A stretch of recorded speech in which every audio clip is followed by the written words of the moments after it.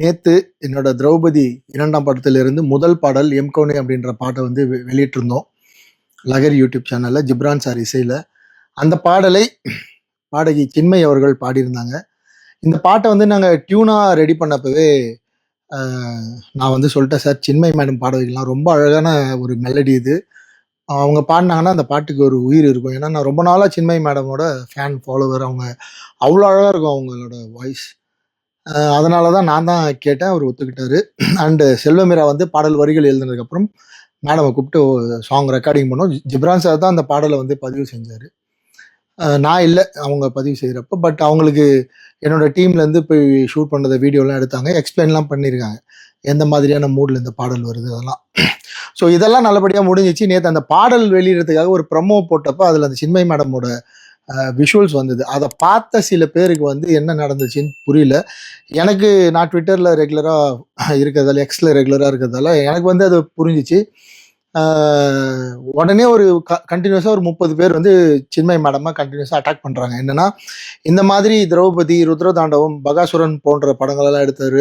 அவர் வந்து ஒரு குறிப்பிட்ட மக்களுக்காக தான் படம் எடுப்பார். அவர் வந்து பெண்களுக்கு எதிரான படம் எடுப்பார் அப்படிலாம் சொல்லி நீங்கள் அவர் படத்தில் போய் எப்படி பாட்டு பாடலாம், நீங்கள் பெரிய புரட்சியாளர், இப்போ வந்து இவங்க புரட்சிலாம் எங்கே போச்சுன்னு சொல்லி அவங்க சின்மய் மேடம் கண்டினியூஸாக அட்டாக் பண்ண உடனே எனக்கு அப்போவே புரிஞ்சிடுச்சு இவங்க ஏதோ ரியாக்ட் பண்ண போகிறாங்கன்னு. ஆனால் என்ன ரியாக்ட் பண்ண போகிறாங்கன்னு தெரியல. நான் நினைச்ச மாதிரியே அவங்க வந்து இந்த பாடலை நான் பாடியதற்காக மன்னிப்பு கேட்டுக்கொள்கிறேன், இந்த சித்தாந்தத்தில் படம் எடுக்கிறாங்கன்னு தெரிஞ்சால் நான் பாடாமலே இருந்திருப்பேன் அப்படின்னு ஒரு ட்வீட்டை வந்து டக்குன்னு போட்டாங்க. எங்ககிட்டயோ இல்லை இசையமைப்பாளர்கிட்டயோ எந்த விதமான விளக்கமும் கேட்காம. அது எங்களுக்கு ரொம்ப அதிர்ச்சியாக தான் இருந்தது. ஏன்னா ஒரு படக்குழுவாக ஒரு இவ்வளோ பெரிய பட்ஜெட்டில் இவ்வளோ பெரிய ஒர்க் பண்ணி இதில் என்ன பண்ணியிருக்கோம், என்ன கண்டென்ட்னு கூட தெரியாது யாருக்கும், அவங்களுக்குமே தெரியாது. ஒரு வாட்டி கேட்டுக்கலாம், இந்த மாதிரி சொல்கிறாங்க என்ன உங்கள் நிலைப்பாடுன்னு கேட்டுட்டு கூட அவங்க ஒரு முடிவு எடுத்துருக்கலாம். ஸோ எடுக்காமல் அந்த மாதிரி ஒரு மன்னிப்பு கேட்டதால் எனக்கு வந்து நம்ம என்ன சித்தாந்தத்தில் இருக்கிறோம், நான் என்ன சொல்வேன், எப்போவுமே கடவுள் இருக்குன்னு சொல்கிற ஆள் நான். இங்கே தமிழ் சினிமாவில் அதுதான் பெரிய பிரச்சனை. கடவுள் இருக்குது, கடவுள் இல்லை அப்படின்னு சொல்கிற சித்தாந்தம் தான் இங்கே பெரிய சித்தாந்தமாக இருக்குது. அதை சுற்றி தான் மொத்தமும் இருக்குது.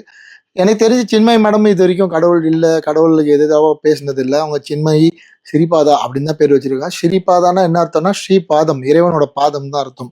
ஸோ பேர்லேயே அவங்க வந்து இறைவனை தாங்கி தான் இருக்காங்க. ஸோ எனக்கு சித்தாந்தமாக நான் அவங்க கூட எதில் வேறுபட்டு நிற்கிறேன்னு தெரியல. அப்படி இருந்தால் கூட நான் இவங்களுக்கெல்லாம் பாட மாட்டேன், இந்த மாதிரி சித்தாந்தம் இவங்கெல்லாம் பாட மாட்டேன்னு எங்கேயாவது அவங்க ஸ்டேட்மெண்ட் கொடுத்துருந்தா கண்டிப்பாக நான் கூப்பிட்டுருக்க மாட்டேன்.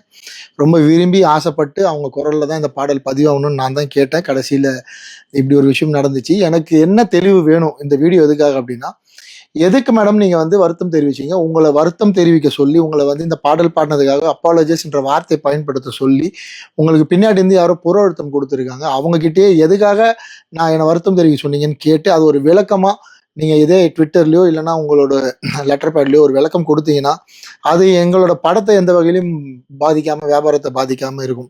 பாடல் நல்லபடியாக போயிட்டுருக்கு. ஆர்கானிக்காக ஒரு 1 மில்லியன் வியூஸ் வந்து நம்ம இப்போ பேசிகிட்டு இருக்க இந்த நேரத்தில் பாடல் நெருங்கிடுச்சு. இருந்தாலும் என்னை சுற்றி இருக்கவங்க, என்னை இவ்வளோ நாள் சப்போர்ட் பண்ணுவாங்க, எனக்குன்னு இருக்கிற மக்கள், எனக்கு படம் பார்க்குற மக்கள் வந்து என்னை சுற்றி கேள்வி கேட்டே இருக்காங்க. அவங்க நிறைய கோரிக்கை வைக்கிறாங்க.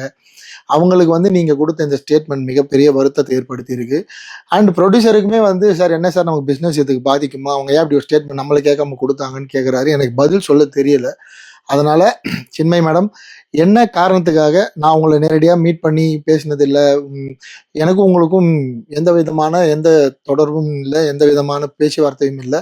அப்படி இருக்கப்ப நான் ஏதோ பெரிய குற்றம் பண்ணிட்ட மாதிரி, தப்பு பண்ணிட்ட மாதிரி, இது ஒரு வகையான ஒரு ஒதுக்கி வச்சு பேசுகிற மாதிரி, ஒரு மாதிரி நான் ஏதோ பெருசாக இந்தியா நாட்டை தாண்டி வெளியே இருக்கிறவங்களுக்கு வந்து நான் ஏதோ ஒர்க் பண்ணி என்னை வந்து அது அந்த வார்த்தை கரெக்டாக எனக்கு பிரயோகிக்க தெரியல. அப்படியான ஒரு ஸ்டேட்மெண்ட் மாதிரி இருக்கு. ஸோ தயவு செஞ்சு நீங்கள் ஒரு விளக்கம் கொடுப்பீங்கன்னு நான் நினைக்கிறேன். அப்படி விளக்கம் கொடுக்க விருப்பம் இல்லைன்னா நீங்கள் போட்ட அந்த பதிவையாவது நீங்கள் நீக்கிடணும். ஏன்னா அது இந்த படத்தை வியாபார ரீதியில் எந்த வகையிலும் அது பாதிக்கக்கூடாதுன்னு நான் உங்களை கேட்டுக்கிறேன். And thank you. அவ்வளோ பெரிய பிரச்சனை வந்தப்பவும் என் கூட நின்று இந்த பாடலை வந்து பொதுமக்கள் கிட்ட, வெகுஜனம் கிட்ட கொண்டு போய் சேர்த்து ரசித்து கொண்டாடிட்டு இருக்கீங்க. உங்கள் அத்தனை பேருக்கும் என்னுடைய நன்றி. மற்ற மொழியிலும் இந்த பாடல் வெளியாகி இருக்கு.